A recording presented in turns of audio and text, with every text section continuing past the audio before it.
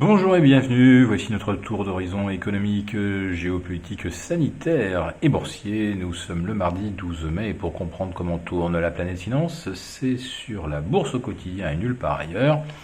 Et l'épisode du jour s'intitulera Le marché confiné dans le néant. Youhou, Paris, y a quelqu'un ? Non, parce que après 3h30 de cotation, on a échangé à peine 400 millions d'euros. Alors pour vous fixer les choses, à Paris, 400 millions d'euros, historiquement, c'est le volume qu'on observe après, un quart d'heure de transaction. Et encore, quand on a 400 millions pour un début de séance, on ne fait pas une journée palpitante, hein. En tout cas, manifestement, les opérateurs sont pas hyper motivés. Bon, là, les volumes ont complètement disparu. Hier, à 17h29, on atteint 1,6 milliard.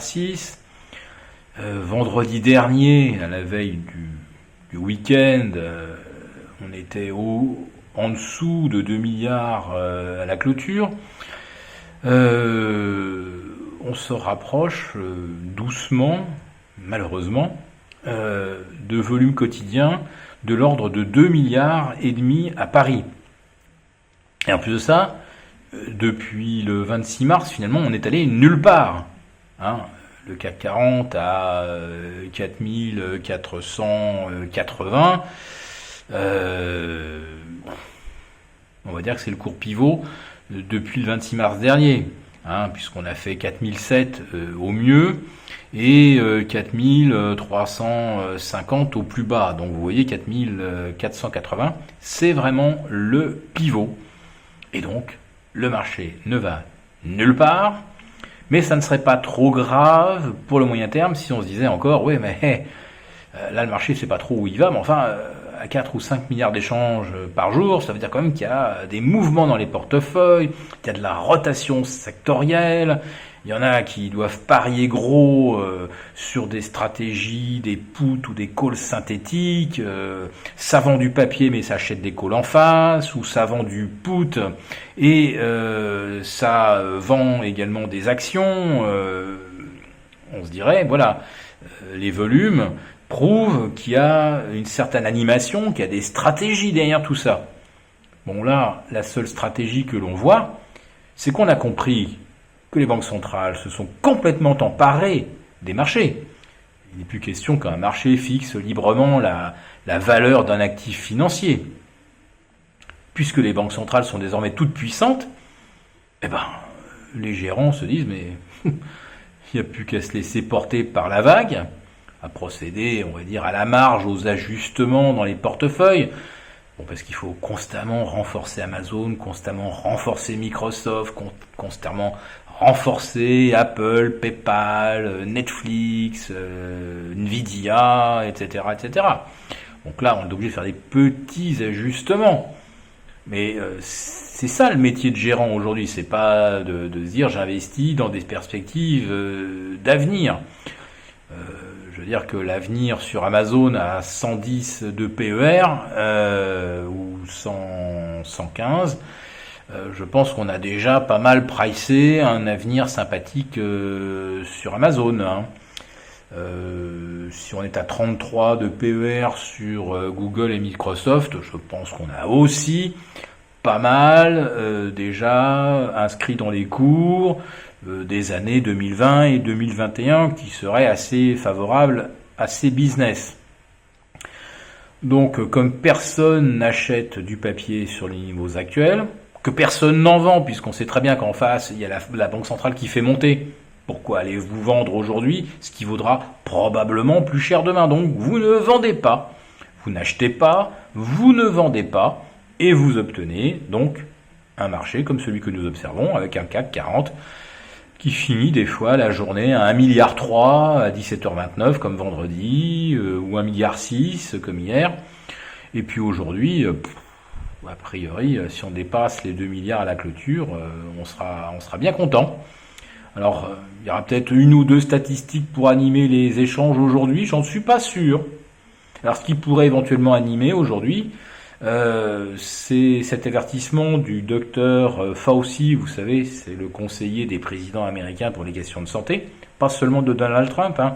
Monsieur Fauci n'est pas la créature de Donald Trump, bon, c'est un peu plus la créature des laboratoires américains, ça faut quand même en avoir conscience. Et donc lui, il nous met en garde, il dit attention, pas de déconfinement trop rapide, trop précipité aux États-Unis. Alors tout le monde n'est pas de cet avis, évidemment. Vous prenez Elon Musk hier soir, qui dit que lui, il décide qu'on va reprendre le boulot dans l'unité de production d'Alameda. Alameda, vous savez, c'est de l'autre côté de la baie de San Francisco. C'est en face de San Francisco, en fait. Vous passez par Bay Bridge et vous arrivez rapidement à Alameda. Donc, pour Elon Musk, on va reprendre le boulot, même si le gouverneur de la Californie n'est pas d'accord. Et puis comme en Californie les taxes sont trop chères, on va les délocaliser, le siège social au Nevada. Puis en plus de ça, on sera peut-être plus près de Las Vegas pour aller flamber le soir. Donc attention aux États-Unis, on n'est pas à l'abri de voir un rebond de la pandémie, et ça je pense que ça remettrait quand même un coup au moral des investisseurs à Wall Street.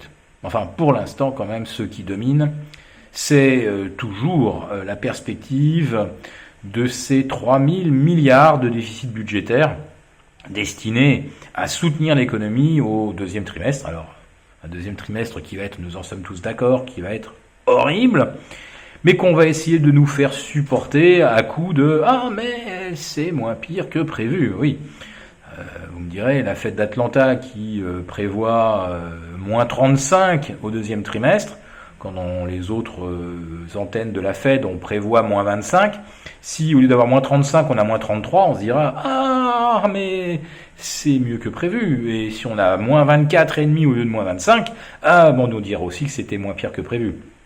Il y aura toujours effectivement une raison d'embobiner tout le monde, d'enfumer tout le monde avec ce fameux moins pire que prévu, que l'on nous sert d'ailleurs à chaque trimestre.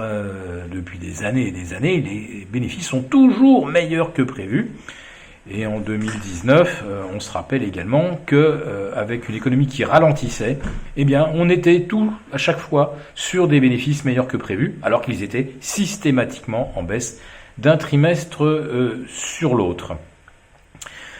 Alors, je le disais déjà hier, mais il faut aussi continuer de surveiller les échanges entre l'Allemagne et Bruxelles après cette riposte que je considère comme assez insultante de la part de la Haute Cour de justice de Luxembourg qui dit aux Allemands « Ah, mais aujourd'hui, si vous vous mêlez des affaires de la BCE, c'est une ingérence et on va vous coller une amende. » Autrement dit, oui, c'est vrai, vous aviez signé pour des engagements tels que la BCE n'achète pas plus de 30% des émissions obligataires, ne fait pas de quantitative easing, ne mutualise pas les dettes, etc.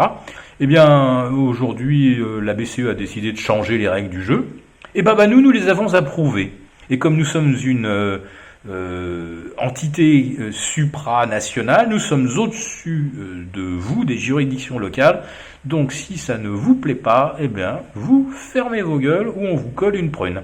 Voilà, donc dossier à suivre. Si cette vidéo vous a plu, n'hésitez pas à nous mettre un pouce et nous vous donnons rendez-vous demain pour un nouveau quotidien.